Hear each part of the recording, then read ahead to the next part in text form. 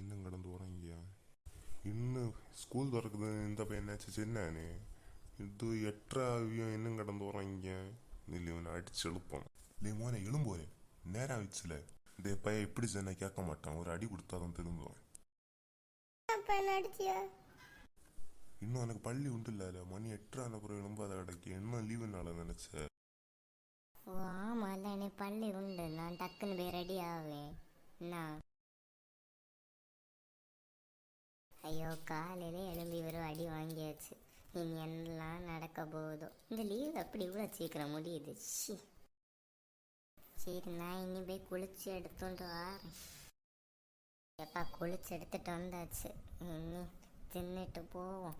அம்மா சாப்பாடு எடுத்துட்டு வா. அம்மா மக்களை ரெடியானியா? சரி, நீ தின்னோண்டு போ. என்ன ஸ்கூல்ல போய் நல்லா படிச்சணும். எல்லா டீச்சர்ஸ்ட மரியாதை கொடுத்து தான் சொன்னேன். என்ன வாவா, சரி நான் இனி போகிறேன். நடந்து நடந்து கால் வலிச்சுது. இந்த லீவு மட்டும் இவ்வளோ சீக்கிரமாக முடியுது.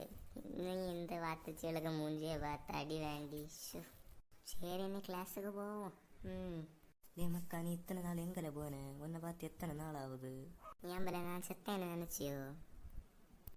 நான் உன்னை பார்த்து இப்படி நினைப்பானாலே. சரில பாயில், எனக்கு கிளாஸுக்கு நேரம் ஆச்சு. நீ உனக்கு கிளாஸுக்கு போ. நம்ம 2 பேரையும் பிரிச்சிடும்.